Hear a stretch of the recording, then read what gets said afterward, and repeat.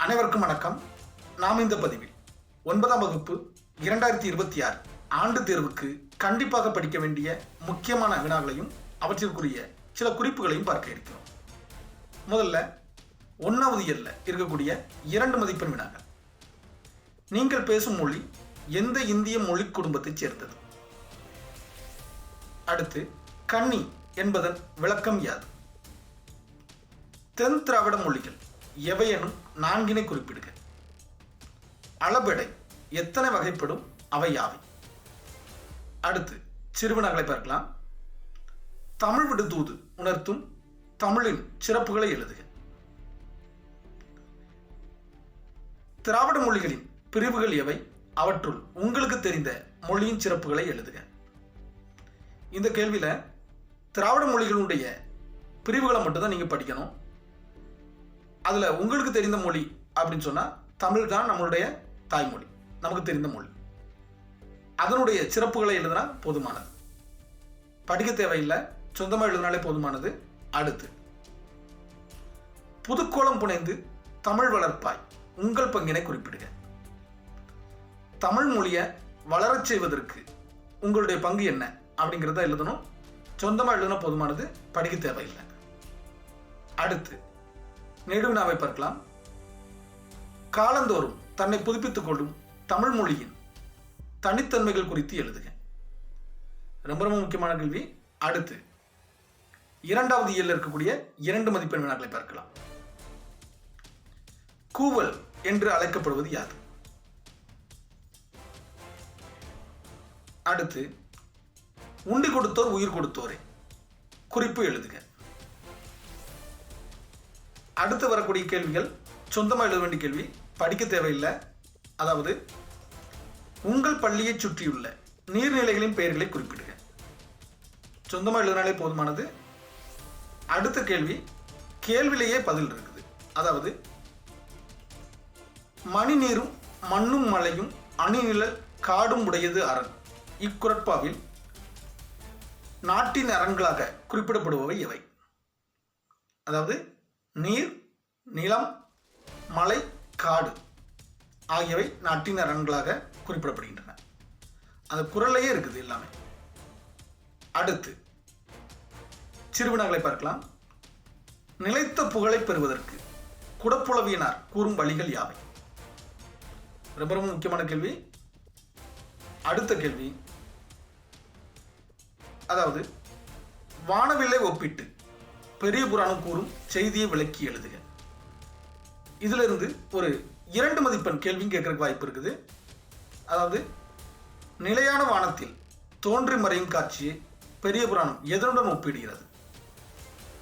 இந்த கேள்வியிலிருந்தே அப்படியே சுருக்கி எழுதிடலாம். அடுத்து சொந்தமாக எழுத வேண்டிய கேள்வி, படிக்காமல் எழுதக்கூடியது. அடுத்த தலைமுறையினருக்கும் நீர் தேவை, அதற்கு நாம் செய்ய வேண்டியவை யாவை? முக்கியமான கேள்வியும் கூட. அடுத்து நெடுவினாவை பார்க்கலாம். பெரிய புராணம் காட்டும் திருநாட்டின் சிறப்புகளை தொகுத்து எழுதுக. ரொம்ப ரொம்ப முக்கியமான கேள்வி. தண்ணீர் கதையின் கருப்பொருள் குன்றாமல் சுருக்கி எழுதுக. இதுவும் ரொம்ப முக்கியமான கேள்வி. அடுத்து 3வது இயல்ல இருக்கக்கூடிய 2 மதிப்பெண் வினாக்களை பார்க்கலாம். ஏறு தழுவுதல் நிகழ்விற்கு இலக்கியங்கள் சுட்டும் வேறு பெயர்களை குறிப்பிடுக. கண்ணுக்கிணியானை பாடி கசிந்துள்ளான். இவ்வடியில் கண்ணுக்கிணியான் என்று யாரை குறிப்பிடுகிறது? அடுத்து, காலவாகு பெயர் குறிப்பு எழுதுக. அடுத்த கேள்வி சொந்தமாக எழுத வேண்டிய கேள்வி, படிக்க தேவையில்லை. அதாவது, ஏறுதழுவுதல் நீங்கள் வாழும் பகுதியில் எவ்வாறெல்லாம் அழைக்கப்படுகிறது? உங்களுடைய ஊர் பகுதிகளில் ஏறுதழுவுதலுக்கு என்னெல்லாம் பெயர் வச்சு அழைக்கிறாங்க அப்படிங்கிறத எழுதினா போதுமானது. அடுத்து சிறுவினாக்களை பார்க்கலாம். அதாவது, திருப்பாவை குறிப்பிடும் காலை வழிபாட்டு நிகழ்வுகளை எழுதுக. தோழியை எழுப்பும் நிகழ்வினை திருவெம்பாவை எவ்வாறு காட்சிப்படுத்துகிறது? அடுத்த கேள்வி சொந்தமாக எழுத வேண்டிய கேள்வி. அதாவது, உங்கள் ஊரில் விழா முன்னேற்பாடுகளை இந்திர விழாவுடன் ஒப்பிட்டு எழுதுக. உங்கள் ஊரில் விழாவுக்கான முன்னேற்பாடுகள் எப்படியெல்லாம் செய்வாங்க அப்படிங்கிறத இந்திர விழாவோட ஒப்பிட்டு எழுதணும். அடுத்து, அளவையாகு பெயர்களின் வகைகளை விளக்கி எழுதுக. அடுத்து, நெடுவினாவை பார்க்கலாம். அதாவது, பண்பாட்டு கூறுகளை பேணி காக்க நாம் செய்ய வேண்டியவை யாவை? இதுவும் சொந்தமாக எழுத வேண்டிய கேள்விதான். அடுத்து, தாய்மைக்கு வறட்சி இல்லை என்னும் கதையில் வரும் ஏழை தாயின் பாத்திரப்படைப்பை விளக்குக. அடுத்து, திருக்குறள் பகுதியில் உள்ள வினாக்களை பார்க்கலாம். நிலத்தைப் போல யாரிடம் பொறுமை காக்க வேண்டும்? கனவிலும் கூட இன்னாதது எவருடைய நட்பு? அடுத்த கேள்வி படிக்காமல் எழுதக்கூடிய கேள்வி. ஒற்றொற்றி தந்த பொருளெல்லாம் மற்றுமோர் ஒற்றினால் ஒற்றிக் குழல். இக்குறட்பாவில் அமைந்துள்ள நயங்களை எழுதுக. அதாவது, மோனை எதுகை இரண்டையும் எழுதணும். மோனை என்றால் முதல் எழுத்து ஒன்று போல வரக்கூடிய சொற்கள். எதுகை என்றால் இரண்டாம் எழுத்து ஒன்று போல வரக்கூடிய சொற்கள். இதை கண்டுபிடிச்சு எழுதினாலே போதுமானது. அடுத்து, நான்காவது எல்ல இருக்கக்கூடிய 2 மதிப்பெண் வினாக்களை பார்க்கலாம். சாரத சட்டம் எதற்காக இயற்றப்பட்டது? 3 அறிவதுவே அவற்றோடு மூக்கே, 4 அறிவதுவே அவற்றோடு கண்ணே, 5 அறிவதுவே அவற்றோடு செவியே. இவ்வடிகளில் தொல்காப்பியம் குறிப்பிடும் 3 அறிவு, 4 அறிவு, 5 அறிவு உயிரினங்கள் யாவை?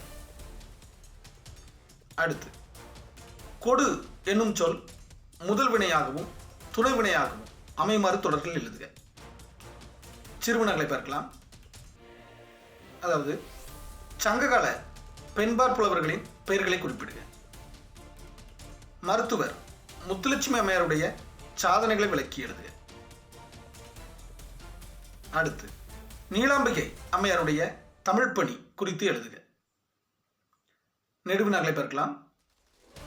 நீங்கள் அறிந்த சாதனை பெண்கள் பற்றிய செய்திகளை தொகுத்து எழுதுக. நூலகம், நூல்கள் ஆகியவை குறித்து அண்ணாவின் வானொலி உரையில் வெளிப்படும் கருத்துக்களை தொகுத்து எழுதுக. அடுத்து, 5வது எல்ல இருக்கக்கூடிய 2 மதிப்பெண் வினாக்களை பார்க்கலாம். நடுகள் என்றால் என்ன? இசைத்தூண்கள் யாருடைய காலத்தில் அமைக்கப்பட்டவை? 2ஆம் வேற்றுமை உறுப்பு வெளிப்படும் தொடர்களில் வல்லினமே மிகுந்து வருவதை சான்றுடன் விளக்குக. அடுத்த கேள்வி படிக்க வேண்டியது மட்டுமில்ல, யோசிக்க கூட வேண்டியதில்லை. அதாவது, உரிய இடங்களில் வல்லினமைகளை இட்டு எழுதுக அப்படின்னு ஒரு கேள்வி கொடுத்துருக்குறாங்க. அதுக்கு விடை அங்கே என்ன கொடுத்துருக்குறாங்களோ அதை அப்படியே எழுதினா போதுமானது. சரி, அடுத்து, பூக்கும் பகுபத உறுப்பிலக்கம் தருக. அடுத்து, சிறுவினாக்களை பார்க்கலாம். முழு உருவச் சிற்பங்கள், புடைப்புச் சிற்பங்கள் இரண்டிற்கும் உள்ள வேறுபாடு யாது? நாயக்கர் கால சிற்பங்களின் நுட்பங்கள் யாவை? அடுத்து, எண்ணுப்பெயர் திசைப்பெயர்களில் வல்லினம் மிகுந்து வருவதை சான்றுடன் விளக்குக. குறிஞ்சி நிலம் மணப்பதற்கான நிகழ்வுகளை குறிப்பிடுக. அடுத்து, நெடுவினாக்களை பார்க்கலாம். ராவண காவியத்தில் உங்களை ஈர்த்த இயற்கை எழில் காட்சிகளை விளக்கி எழுதுக. அடுத்து, திருக்குறள் பகுதியில் இருக்கக்கூடிய வினாக்களை பார்க்கலாம். உலகத்திற்கு அச்சாணியாக இருப்பவர் யார், ஏன்? அடுத்த கேள்வி ரொம்ப ரொம்ப முக்கியமான கேள்வி. அதாவது, அன்பு நான் ஒப்புரவு கண்ணோட்டம் வாய்மையோடு 5 சால்பு ஊன்றிய தூண். இக்குறட்பாவில் அமைந்துள்ள அணியை விளக்கி எழுதுக. இந்த கேள்விக்கான பதில் நம்முடைய பதிவுல இருக்குது, பார்த்துக்கொள்ளுங்க. அடுத்து 6வது இயல்ல இருக்கக்கூடிய 2 மதிப்பெண் வினாக்களை பார்க்கலாம். இந்திய தேசிய இராணுவத்தில் குறிப்பிடத்தகுந்த தமிழக வீரர்கள் யாவர்? அடுத்த கேள்வி, அதாவது கருக்கொண்ட பச்சை பாம்பு எதற்கு உவமையாக்கப்பட்டுள்ளது? ஓம்புவார் பகுபத உறுப்பிலக்கணம் தருக. அடுத்து, இந்திய தேசிய இராணுவத்தின் தலைவராக இருந்த தில்லான் அவர்கள் தமிழர்கள் குறித்து கூறிய செய்தி யாது?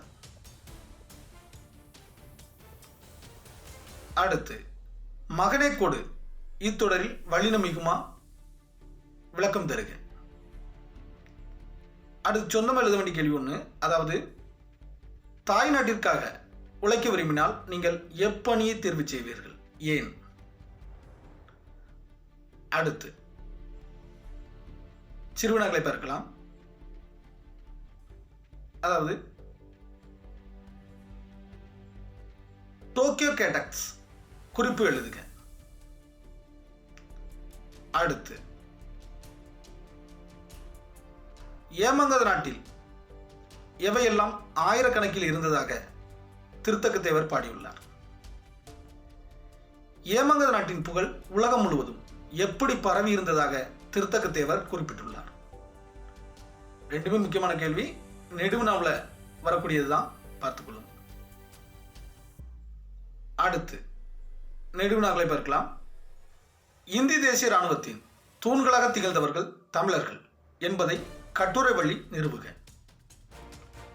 ஏமங்கத நாட்டின் இயற்கை வர்ணனைகளை உங்கள் ஊரின் வளங்களோடு ஒப்பிட்டு எழுதுக. இந்திய விண்வெளித்துறை குறித்த செய்திகளை விவரித்து எழுதுக. அடுத்து, 7வது இயல்ல இருக்கக்கூடிய 2 மதிப்பெண் வினாக்கள். பகுத்தறிவு என்றால் என்ன? எதற்கு பூமி பாரம் இல்லை என்று கவிஞர் குறிப்பிடுகிறார்? யசோதர காவியத்தின் பாட்டுடை தலைவன் யார்? அடுத்து, அசை எத்தனை வகைப்படும், அவை யாவை? சிறுவினாக்களை பார்க்கலாம். சிக்கனம் குறித்த பெரியாரின் கருத்துக்கள் இன்றைய நடைமுறையுடன் தொடர்புபடுத்துக. அடுத்து, நாம் பின்பற்ற வேண்டிய வாழ்க்கை நெறிமுறைகளாக யசோதர காவியம் கூறுவனவற்றை எழுதுக. அடுத்த கேள்வி, அழகிட்டு வாய்ப்பாடு கேட்டிருக்கிறாங்க. அதாவது கொடுக்கப்பட்டுள்ள குறள் தப்பா இருக்குது. அதாவது சுழன்றும் ஏற்பின்னது உலகம், அதனால் உழந்தும் உழவே தலை அப்படின்னு கொடுத்துருக்குறாங்க. இது அழகிட்டு வாய்ப்பாடு பிரிக்கும்போது தப்பா வரும். சரியான வடிவத்தை நான் சொல்றேன். சுழன்றும் ஏற்பின்ன துலகம், அதனால் உழந்தும் உழவே தலை. ஏற்பின்னது உலகம் அப்படின்னு இருக்கிறத ஏற்பின்ன துலகம் அப்படின்னு சொல்லி நம்ம மாற்றிக்கிடணும். அடுத்து, நெடுவினாக்களை பார்க்கலாம். இலக்கியம், மொழி ஆகியவற்றில் பெரியாரின் சீரமைப்புகளை எழுதுக. மொழியின் விரல் பிடித்து நடக்க பழகும் தன் மகனுக்கு நா. முத்துக்குமார் எழுதிய கடித செய்திகளை விளக்கி எழுதுக. அடுத்து, மனப்பாட பாடல்கள் மொத்தம் 8 பாடல்கள் அமைந்திருக்கின்றன. மனப்பாட குறட்பாக்கள் 7 குறட்பாக்கள் இருக்கின்றன. எல்லாவற்றையுமே படிக்கணும். சில மாவட்டங்களில் மனப்பாட பாடல்களுக்கு அல்லது கொடுத்து கேட்குறாங்க. அப்படி இருக்கக்கூடிய சூழலில் ஏதாவது ஒரு பாடலை விட்டுட்டு மற்றதை படித்தா போதுமானது. அடுத்து, 1 மதிப்பெண்கள் எல்லாவற்றையுமே படிக்கணும். நயம் பாராட்டுக கண்டிப்பாக பார்த்து வச்சுக்கணும். ரொம்ப ரொம்ப முக்கியமானது. நமக்கு 10ஆம் வகுப்பு, 11, 12 எல்லா வகுப்புகளுக்குமே இது தொடர்ந்து வரும். அடுத்து அழகிட்டு வாய்ப்பாடு சொல்லிட்டேன், அணியும் சொல்லிட்டேன், அவற்றையும் பார்த்துக்கொள்ளணும். அடுத்து சொந்தமாக எழுத வேண்டியது மாணவர்களாகிய உங்களுடைய கடமைகள் அல்லது மாணவர்களாகிய உங்களுடைய பொறுப்புகள். நீங்கள் பாராட்டப்பட்ட சூழலில் எவ்வாறு உணர்ந்தீர்கள்? இது மாதிரி சொந்தமாக எழுதக்கூடிய வகையில் ஒரு 5 பாயிண்ட் எழுதினா போதுமானது. கேட்பாங்க 5 மதிப்பெண்ணுக்கு. ரொம்ப ரொம்ப எளிமையானது. அடுத்து காட்சியை கண்டு கவினுரை எழுதுக. ஒரு படம் கொடுத்துருப்பாங்க, அதை பார்த்து கொஞ்சம் நயம்பட எழுதணும், அழகுபட எழுதணும். கவிதையாக எழுதணுங்கிறது அவசியம் இல்லை, அழகுபட எழுதுனா போதுமானது. அடுத்து இது மாதிரி அகராதியில் காண்க. இது புத்தகத்து பின்னாடி இருக்குது, பார்த்துக்கொள்ளுங்கள். அடுத்து மொழிபெயர்ப்பு, இதெல்லாம் அடிக்கடி கேட்கக்கூடிய கேள்விகளாக இருக்குது. அப்புறம் கட்டுரை கடிதம், குறிப்புகளை பயன்படுத்தி கட்டுரை எழுதுக. ஒரு 4 தலைப்புகள் அவங்களே கொடுத்துருப்பாங்க. அந்த தலைப்புகளுக்குரிய தகவல்களை மட்டும் சொந்தமாக எழுதக்கூடிய வகையில் இருக்கும், எழுதிக்கொள்ளணும். அடுத்து கடிதங்கள், 2 கடிதங்கள் ரொம்ப ரொம்ப முக்கியமானது. நண்பனுக்கு கடிதமும் அந்த பள்ளி நூலகத்துக்கு நூல்கள் வேண்டி பதிப்பகத்துக்கு கடிதம், 2 கடிதமும் ரொம்ப ரொம்ப முக்கியமானது. அடுத்த பதிவில் நாம் அந்த பதிப்பகத்துக்கு கடிதம் எழுதுவது எப்படி என்பதை நான் வெளியிடுறேன், பார்த்துக்கொள்ளுங்கள்.